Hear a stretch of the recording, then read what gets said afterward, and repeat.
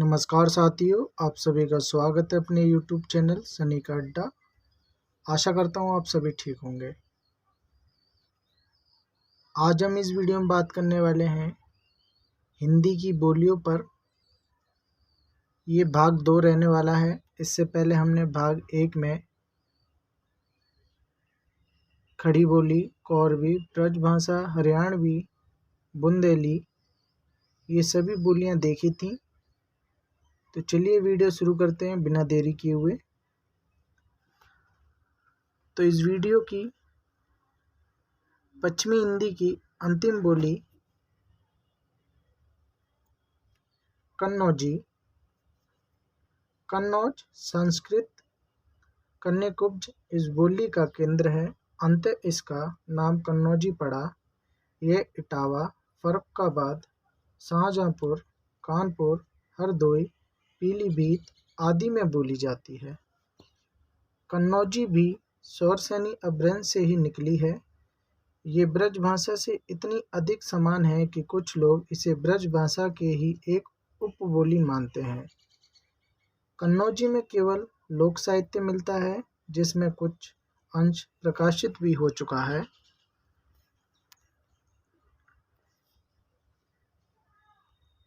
प्यारे साथियों, पश्चिमी हिंदी बोलियों के बाद अब हम बात करेंगे पूर्वी हिंदी। पूर्वी हिंदी के अंतर्गत हम बात करने वाले हैं अवधी पर। आइए देखते हैं। इस बोली का केंद्र अयोध्या है। अयोध्या का ही विकसित रूप अवध है, जिससे अवधी शब्द बना है। इसके उद्भव के संबंध में विवाद है। अधिकांश विद्वान इसका संबंध अर्धमागधी अपभ्रंश से मानते हैं, किंतु कुछ लोग इसे पाली की समानता के आधार पर इस मत को नहीं मानते। अवधी का क्षेत्र लखनऊ, इलाहाबाद, फतेहपुर, मिर्जापुर, उन्नाव, रायबरेली, सीतापुर, फैजाबाद, गोंडा, बस्ती, बहरीच, सुल्तानपुर, प्रतापगढ़, बाराबंकी आदि हैं।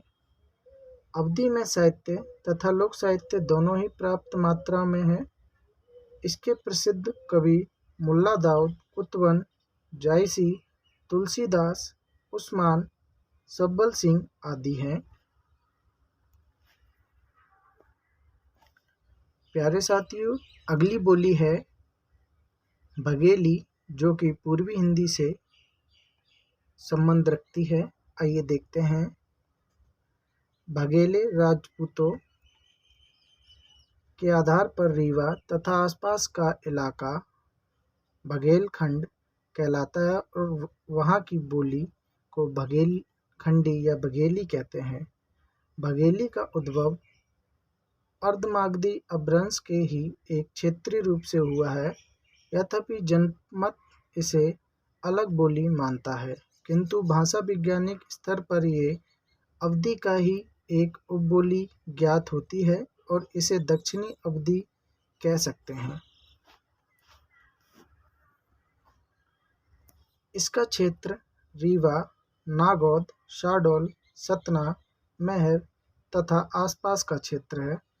कुछ अपवादों को छोड़कर बघेली में केवल लोक साहित्य है। प्यारे साथियों, अगर आपको ये वीडियो महत्वपूर्ण और अच्छा लग रहा है तो अपने प्यारे दोस्तों के साथ भी शेयर कर दीजिए। और अगर आप अपने YouTube चैनल सनी का अड्डा पर नए हैं तो इसे ज़रूर सब्सक्राइब कर लीजिए। आइए वीडियो पर पुनः लौटते हैं।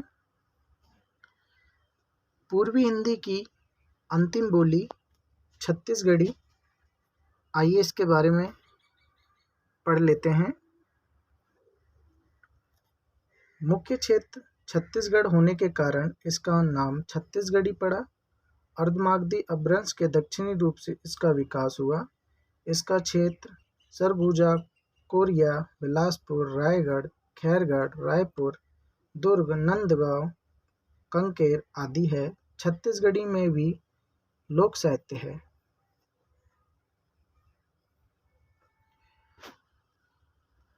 प्यारे साथियों, भाग 1 में हमने पश्चिमी हिंदी और इस वीडियो में पूर्वी हिंदी समाप्त कर चुके हैं। अगली जो भाषा रहने वाली हैं वह सभी राजस्थानी रहेंगी। तो राजस्थानी में सबसे पहले हम बात करेंगे पश्चिमी राजस्थानी की। तो आइए देख लेते हैं। राजस्थानी का ये रूप पश्चिमी राजस्थान अर्थात जोधपुर, अजमेर, किशनगढ़, मेवाड़, सिरोही, जैसलमेर, बीकानेर आदि में बोला जाता है।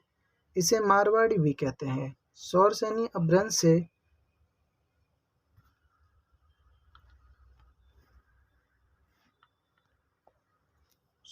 अपभ्रंश से इसका विकास हुआ है। मारवाड़ी में साहित्य तथा लोक साहित्य दोनों ही पर्याप्त मात्रा में है। मीरा के पद भी इसी भाषा में है। अगली राजस्थानी भाषा उत्तरी राजस्थानी। आइए इसके बारे में पढ़ लेते हैं। उत्तरी राजस्थान में इसका क्षेत्र अलवर, गुड़गांव, भरतपुर तथा आसपास है। मियो जाति के इलाके मेवात के नाम पर इसे मेवाती भी कहते हैं। इसकी एक मिश्रित बोली अहीरवाटी है जो गुड़गांव, दिल्ली तथा करनाल के पश्चिमी क्षेत्रों में बोली जाती है। इस पर हरियाणी का बहुत प्रभाव है। मेवाती में केवल लोक साहित्य है। उत्तरी राजस्थानी का उद्भव सौरसेनी अपभ्रंश से हुआ। आगे हम बात करने वाले हैं पूर्वी राजस्थानी। राजस्थान के पूर्वी भाग में जयपुर, अजमेर, किशनगढ़ आदि में ये बोली जाती है। इसकी प्रतिनिधि बोली जयपुरी है जिसका केंद्र जयपुर है। जयपुरी को डुंडानी भी कहते हैं क्योंकि इस क्षेत्र का नाम डुंडान है। सौरसेनी अपभ्रंश से विकसित इस बोली में केवल लोक साहित्य है।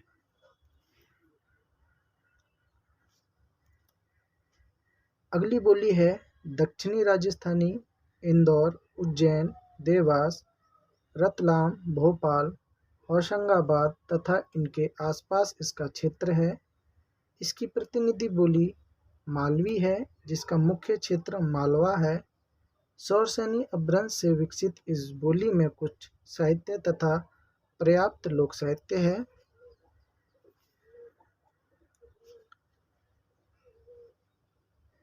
प्यारे साथियों, पश्चिमी हिंदी, पूर्वी हिंदी, राजस्थानी के बाद अब हम बात करने वाले हैं पहाड़ी पर। तो सबसे पहले पश्चिमी पहाड़ी जौनसार, सिरमौर, शिमला, मंडी, चंबा तथा आसपास इसका क्षेत्र है। सौरसेनी अपभ्रंश से विकसित इस बोली में केवल लोक साहित्य है। अगली है मध्यवर्ती पहाड़ी। सौरसेनी अपभ्रंश से विकसित इस बोली का क्षेत्र गढ़वाल, कुमाऊं तथा आसपास का कुछ क्षेत्र है। वस्तुतः ये गढ़वाली और कुमाऊनी इन दो बोलियों का ही सामूहिक नाम है। इन बोलियों में लोक साहित्य तो पर्याप्त मात्रा में है, साथ ही कुछ साहित्य भी है। प्यारे साथियों, आशा करता हूँ आपको ये वीडियो अच्छा लग रहा होगा। अगर ये वीडियो आपको अच्छा लग रहा है तो इस वीडियो को लाइक शेयर ज़रूर कर दीजिए और अब तक आपने अपने यूट्यूब चैनल सनी का अड्डा को सब्सक्राइब नहीं किया तो ज़रूर कर लें। हिंदी की बोलियों में अंतिम में हम बात करने वाले हैं बिहारी। बिहारी के अंतर्गत भोजपुरी, मगही और मैथिली का लेकर हम बात करेंगे। सबसे पहले भोजपुरी। बिहार के शाहाबाद जिले के भोजपुर गांव के नाम पर आधार पर इस बोली का नाम भोजपुरी पड़ा। मगही अपभ्रंश के पश्चिमी रूप से विकसित इस बोली का क्षेत्र बनारस, जौनपुर, मिर्जापुर, गाजीपुर, बलिया, गोरखपुर, देवरिया, आजमगढ़, बस्ती, शाहाबाद, चंपारण, सारण आसपास का कुछ क्षेत्र है। हिंदी प्रदेश की बोलियों में भोजपुरी बोलने वाले सबसे अधिक हैं। भोजपुरी में मुख्यतः लोक साहित्य ही मिलता है, शिष्ट साहित्य बहुत कम है।